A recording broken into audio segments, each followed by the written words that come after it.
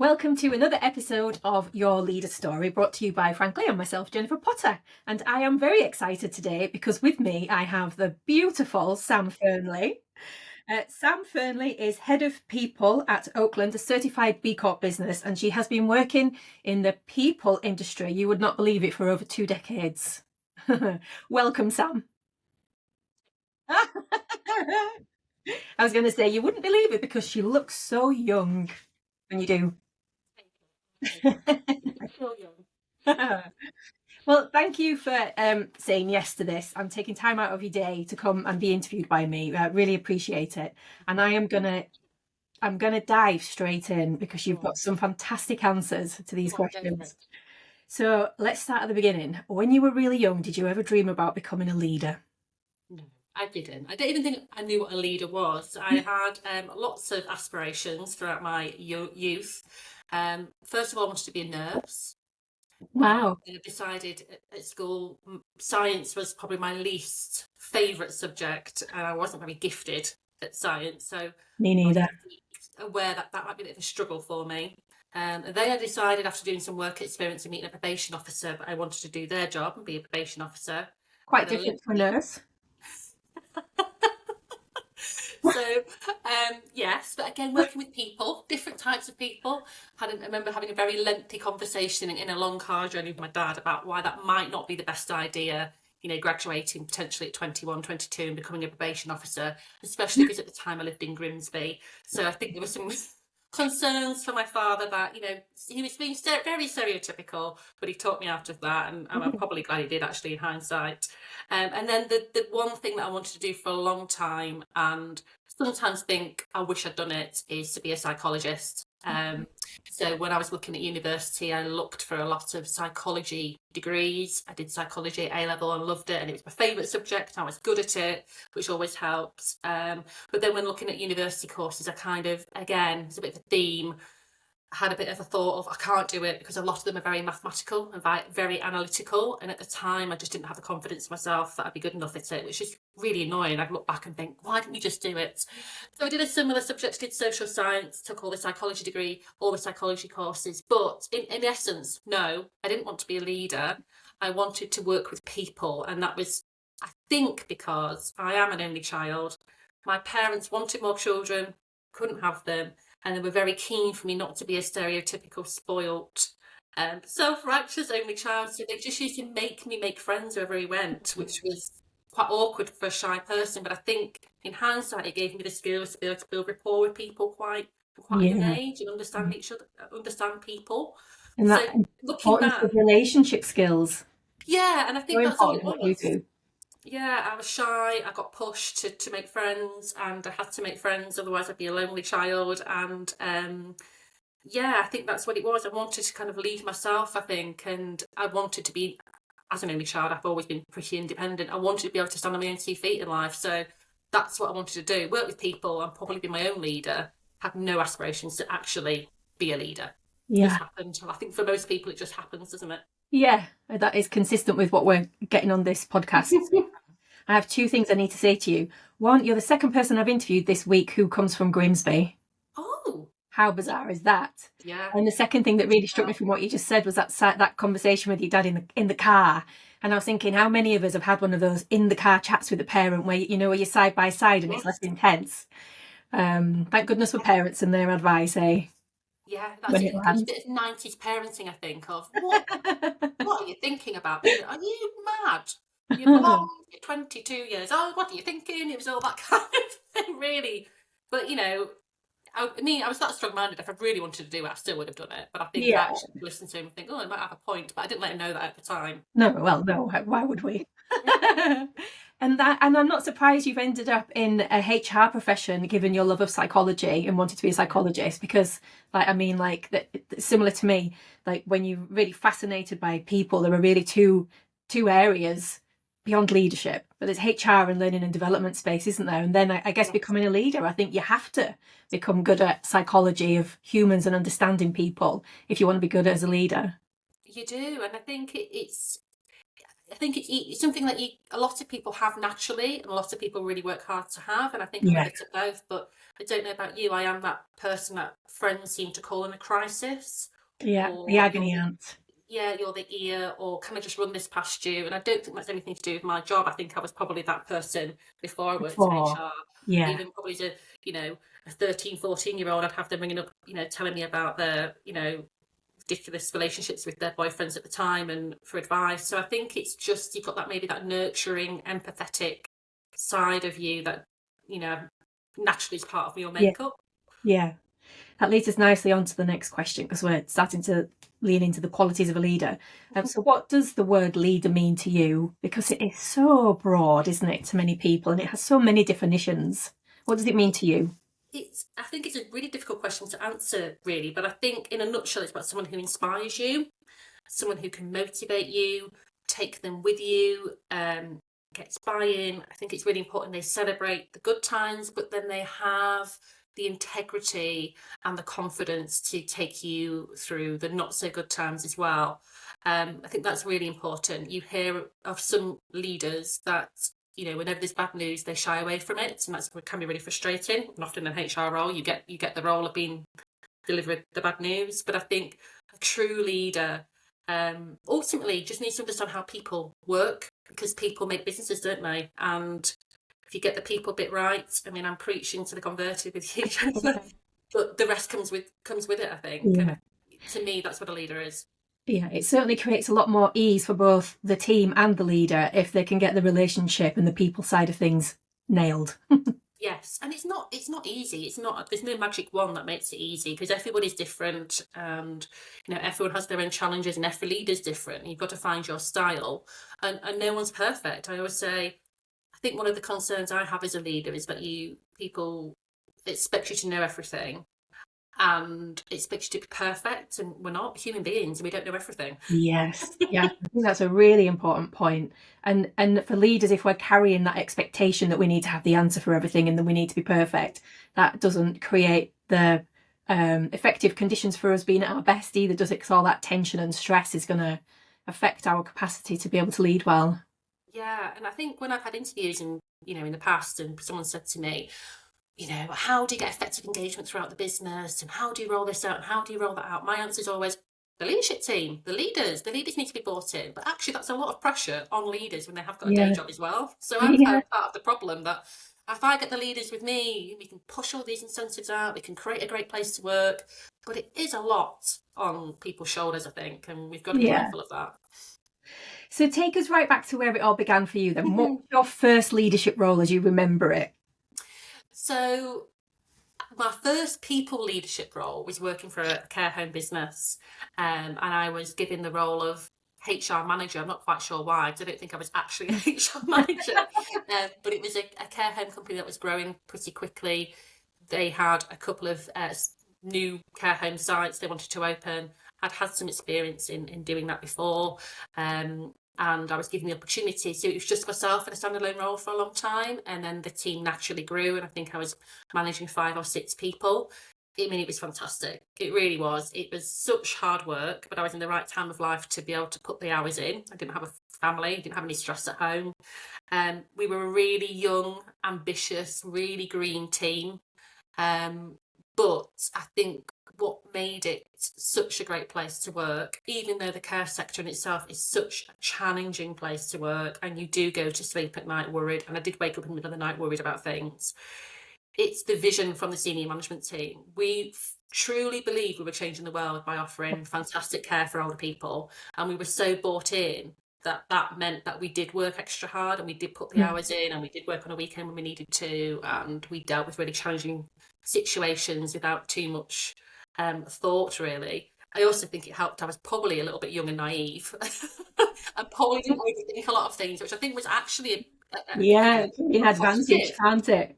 Yeah, I didn't overthink things, but well, we'll Yeah. just do that and we'll do it. Yeah. And it was just such a great place to work. I learnt a lot. I would do things differently now, but I don't think I'd actually potentially do things better, which is a strange thing to say, because I think I would think about things a lot more now and be much more Yeah. mindful. But it was just, it was a great place to work. We grew it from one person, which was me, to 1,500 before I moved on. So yeah, it was great. I've got some fantastic memories from working there. And I love that message about when you bring people together under a common mission or a common purpose, and everyone's really clear what that is, and they're all bought into it, how much people just kind of like roll their sleeves up. That's what I heard you say in your story. You know, people were just like, roll our sleeves on, we get on with it then, because we really did believe it. And I think often organisations pay too little attention to their mission or purpose. Or I think maybe if they're in a commercial business, well, we're not third sector or we're not in the care sector, so what would our mission be? But I think every organisation can create a sense of purpose for people. Yes, absolutely. And I think when I've talked about working in the care industry before, people have a kind of a predisposed idea of what that care industry is like, but actually it was a really entrepreneurial, fast-paced, fun place to work. And we did roll our sleeves up. You know, we'd be there. I'd be assisting a marketing team to open care home. I didn't know what they were doing, but I would just be there behind reception helping them. We used to kind of set the homes up and put cushions and ornaments out before open days. So it really felt you were part of something. You weren't just the HR team. We were a part of this business, and we were running a business, basically. That's what it boiled down to. We felt we were running the business. And when you're in your early 20s, I think that sets you up really positively for working in HR in the future. Yeah. I always say it was like my apprenticeship.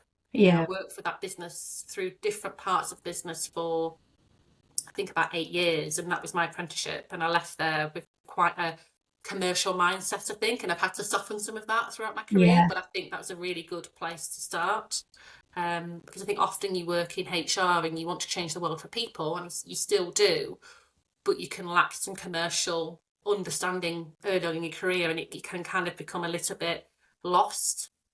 You need both and. Yeah, because you just, you start off thinking, I want to make everywhere great and people be happy, and that's not the reality of the working world. So I think I had the reality hit me pretty quickly. Working for entrepreneurial people are really interesting people to work for in their own right. But yeah, loved it. Probably wouldn't do it again. Not now, thank you. I'd probably be so stressed if I worked in that industry now, but because I was so naive and green and we had such a great team, we just got on with it. Yeah. So thinking more broadly, because you've obviously done lots of leadership roles since then, what is it that you love most, if anything, about being a leader?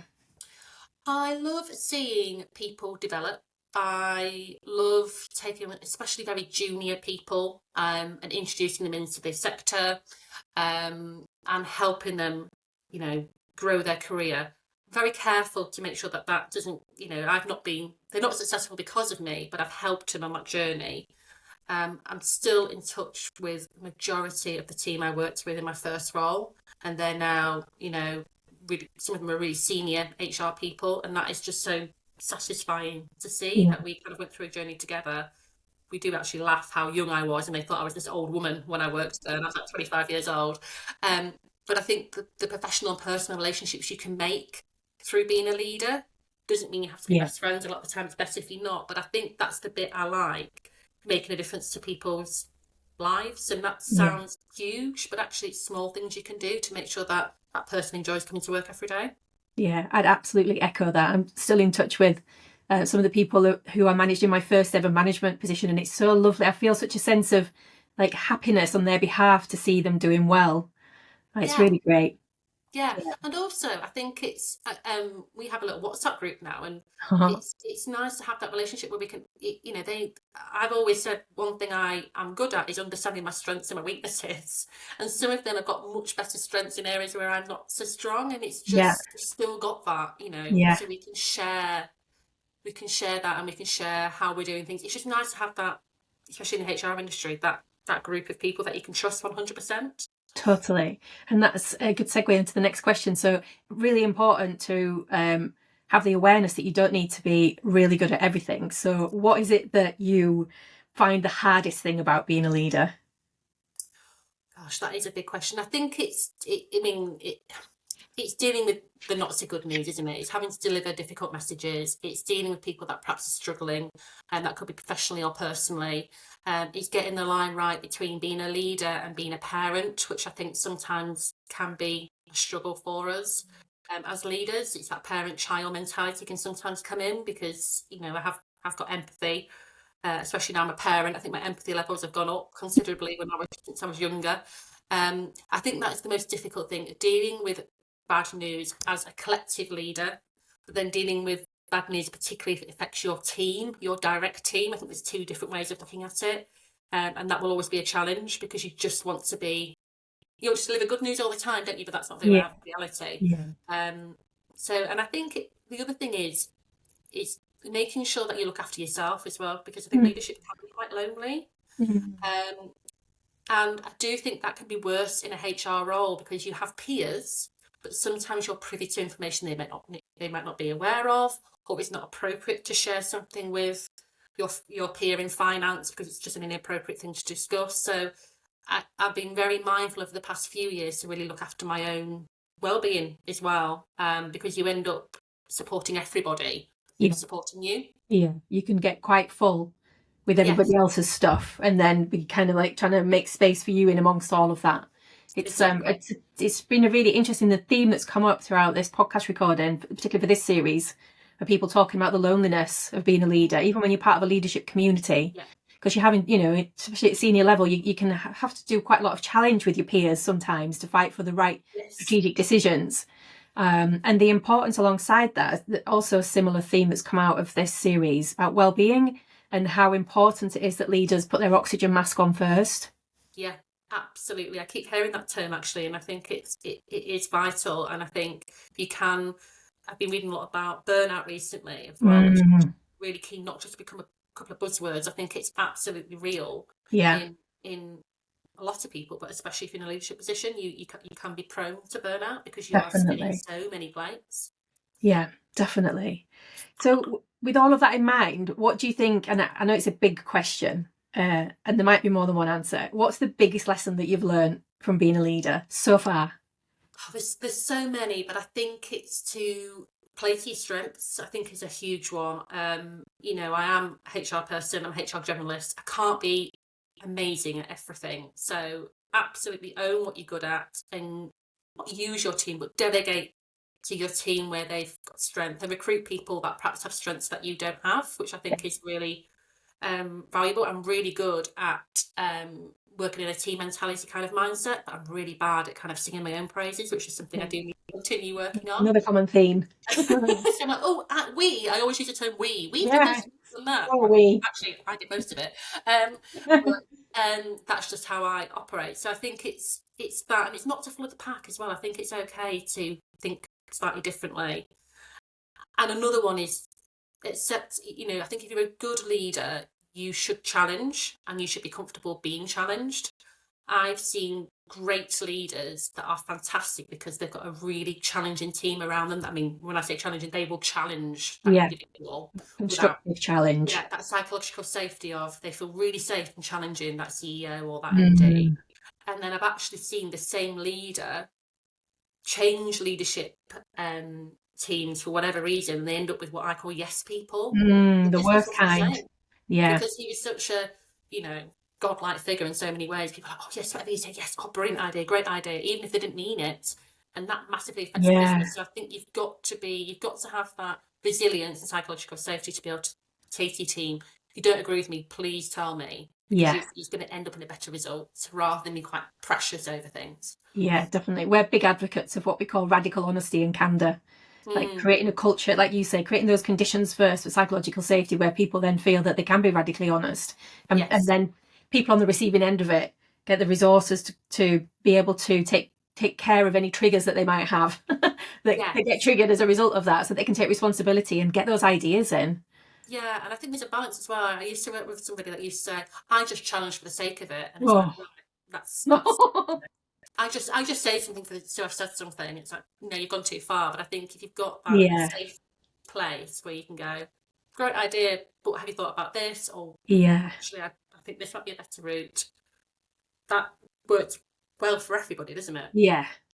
That person sounds like they might do well from working with an executive coach. Just saying. I agree. So, moving towards my last few questions. You're obviously working at Oakland at the moment, and you are a B Corp company. So you've obviously got an eye on the future because you're thinking about sustainability and planet, because you wouldn't do B Corp if you weren't. So when you think about the future that's coming towards businesses, and we're thinking about very much in that space of, we've got a sort of sense of what a good leader looks like now, but are there skills and qualities that we need to elevate in order to be able to face the future that's coming? What would your response to that be?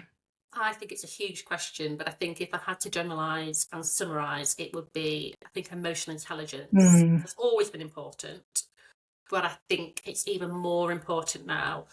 It might sound inappropriate, but I think if you look back on some businesses years ago, everybody was the same type of person. So actually from a leadership point of view, it probably was more straightforward. Yeah. You just, this cultural fit was a huge thing, and everybody looked the same and was from the same background, and that's great, and it's probably an easier type, group of people to lead. I think now, the world, rightly so, and what I champion is we are more inclusive, and we're more flexible, we're more aware of recruiting different types of people from different backgrounds, from different circumstances, and I think, but inevitably that becomes, more complex group of people to lead. Even remote working people have struggled with from a leadership point of view, and we've now got all this kind of noise about coming back to the office.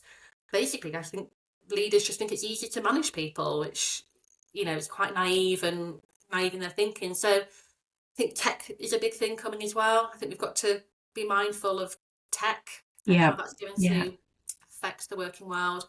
But in a nutshell, I'd say it's emotional intelligence. We've really got to understand people, and we've got to get the balance right between people and business, which I think it's not easy. We can't bend one way or completely bend the other way. There's got to be a happy medium of what's right for the business and what's right for our people.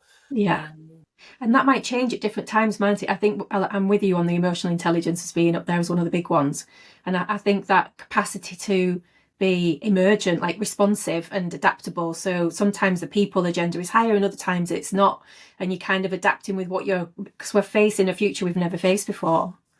Exactly. I think it's continuous learning. We've got to keep our finger on the pulse and learn and be open to changing the way we think.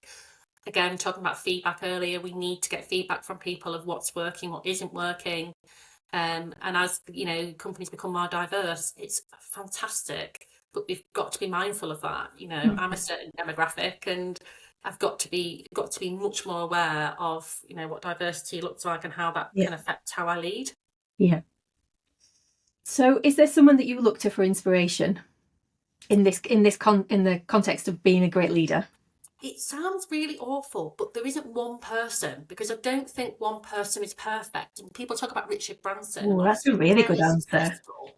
But Richard Branson says himself, I'm not very good with numbers. I use somebody to do with numbers. I don't like delivering good news. I've got people that deliver the bad news for me. So he's been very successful and people look up to him. But actually, I think if I worked in his HR team, I'd be like, no, you've got to deliver the bad news, Richard. So I don't think he's perfect. So he's successful, he's well respected, he's created amazing vision, he's done a lot right. He's probably nearer perfect than a lot, but he's not perfect. And I think that's what's important. But I think what I have learned is working for entrepreneurs, like I said, are really good at taking on the journey with them and really good at selling the business and selling the vision. And I think that's what I've really taken on board of, that enthusiasm, I suppose, and that positivity of, don't worry about the small stuff, that's the vision, let's just get there. And I think that's something that I am good at, but also can be criticised for as well, because I'm very big picture thinking and I always think about the bits in the middle. And I think that's purely due to my background of, let's not worry about the little bits, we'll get it, we'll make it happen. But there was one leader in particular that I really enjoyed working with, and he'd done quite a lot of work on him as an individual. And he was just so empowering that he was the first leader that I worked for that I didn't feel like, I've got to constantly prove myself, I've got to do this to impress him, I've got to jump through these hoops so that he thinks I'm amazing. He just very much saw me as a peer when actually, I reported into him, and I was a couple of, if we're going to be hierarchical, a couple of levels down. But he was the first person that really made me feel trusted. And I think that's something that's really important to me, that those that can inspire, those that show trust, they're the people that I look up to. Yeah, I would echo that. So thinking about that, it's a good segue into the next question, which is, what support do you think leaders need at these current times in order for them to feel resourced and confident, capable, what support do you think they need to have in place? Time for themselves, because I think leaders are so conscious of everybody else and looking after everybody else and developing everybody else that they do need time away from the business, whatever works for them, either that is coaching or spending time with peers, or I don't know, going and doing a hobby so they've got time to reflect. I think the thing that worries me in the modern world is, where do we actually have time to reflect? Yeah, yeah. Mine used to be like sat in the car on the commute, that would be my reflection, but now I get the train, so I read a book, so I'm not even, so we've all got to find that time to reflect, which I think because we're so busy, we don't get a lot of time to do that. So I think it's really important that leaders have space and time to be able to reflect. They have peers, Very they true. are challenged. Yeah. I think that's the support that they need. Yeah, and for me, building on that, I'm 100% with you with that, and also reflection time as a community. So in making time in the organisation to get people together to reflect, so Yes. that you can get to a place where you're going, well, what sense did you make of that? Well, what sense did you make of that? Oh, that's interesting. We were in the same meeting, but you took that away and I took this away. And oh, how does that align with our vision and where we want to go? I think that's also really important. I think you're absolutely right. And I think as a nation as well, and as a society, we're really good at criticising or pulling apart what could have gone better. Yes. We're not so good at celebrating what went well. And I think as leaders, we're constantly looking at those marginal gains of, how do we get better at this? How do we get better at that? But actually, we do need to, like I said earlier, celebrate what we're good at. And keep doing more of that, and also work on the areas where we're not so strong, and look at how we can do that better. I've got 2 questions left, and one of them is my wildcard question I've not told you about yet, just to warn you. And don't worry, it's not hard. So the penultimate one is, if you could do any job in the world and you had your time again, what would it be? Well, I do absolutely love what I do, which I know, is a challenging role. And some days I think, why am I doing this? But I do love it. I might have been a psychologist, maybe, but I do believe in fate. When I went down the road, I went down for a reason. I'd love to go spend more time traveling. So if I could just not work for a bit and not have a career in travel, that'd be amazing. But I do see my retirement in a charity shop. I really do. Oh, lovely. I have 2 young children, so I'm always in that charity shop trying to get rid of bags of clothes they've grown out of. And I just think, when I go in, the ladies there are obviously retired, and they're working hard, but they're having a good old chinwag, and there's such lovely interactions in the shop. And I think if I didn't have that people aspect in my life, I'd really miss it, just having a human connection. So every time I go in there, I think, God, when I retire, I'm just going to come and do a couple of hours here just to have that. I love charity shops. Great, aren't they? I love charity shops, yeah. So my wildcard question is, what's the question I haven't asked that you think I need to be asking in this podcast? Oh, that is a wild card. Keep you on your toes. What would you ask? Oh, gosh. I think it would be, what's the biggest mistake you've made and what have you learned from it? Good one. Did you answer it? Yeah, I think, I've made so many. I'll be completely honest. Me too. There's a lot. I think there's big ones and small ones. So I think I've made a mistake in job role before. I think I've left a company, and it's the one thing. I left a company, I wasn't really looking, I saw something, got offered the world, and ahed about going, and I did go, and I ultimately regretted it, and I should have stayed where I was. They didn't give you the world. I think that was a big mistake. But again, I got a job after that, and I might not have got that job. So again, things happen for a reason. But that's probably my biggest career mistake, that I always think, oh gosh, I wish I'd stayed. But there's been lots of other mistakes of how I've handled things, how I've approached, like a big one when I was younger and I was speaking to somebody who was pregnant. I look back on that conversation, I think, God, I handled that so badly, because I had no experience in speaking to someone who is pregnant. I had no context. I didn't have anyone around me that had gone through pregnancy. I was just young and naive and a bit silly, and it makes me cringe, but I look back and learn from it. So I think there's a big mistakes, isn't there, and there's small mistakes. So I think, as long What's as you important is that you learn. Yeah. That you take, because you can't, like you said earlier, we're human beings, we're fallible, and we're imperfectly perfect or perfectly imperfect. And so you're going to make mistakes, but at least being willing to try. And then the key thing is whether you take the learning from it, isn't it, next time? Yes. This is a great question. I'm going to add it in. What has been your biggest mistake? Yeah, that's like, you know, I bet if you really thought about it, we'd all have We some could do a beauty. we could do a whole podcast just on that. I mean, another one which is a funny one is I wore a skirt that was far too short for work once and spent the whole day having to put a cushion on my lap because it was just Oh I didn't have no. tight. I would like to add I didn't have tights on because, you know, I've always had pasty legs, and I was Wardrobe working there. malfunctions. That But would be in my list as well. I remember having, you know, when we were obviously in the office a lot and you had more comfortable meeting arrangements, which were just a sofa. And that was like that was quite trendy, wasn't it? We'll go on the Yeah. sofa for a meeting. Yes. I mean, younger people think what she's talking about, but 10 years ago, that was quite a Yeah. big thing. It was We'll quite go on the radical. sofa for a meeting, not a meeting room. And when I sat down, it was ridiculous. So I had to sit with a cushion on my knee for the whole day. So that was probably a really big fashion mistake. We've all got one of those. We've all got one of those. I think that's a good, you know, mistakes it can be funny, can't they? They can be quite Yeah. serious and they could be big, And everything hairy, in massive between. mistakes. Yeah. Well, Sam, it's been a pleasure talking to you. I've loved your answers.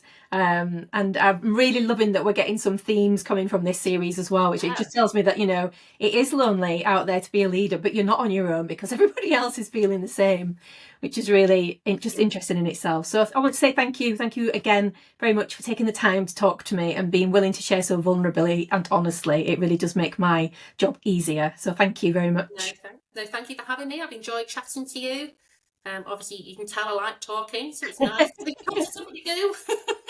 We'll get you back on in series 2 to talk about all the things that we didn't talk about today. Have a great rest of the day. Thank you.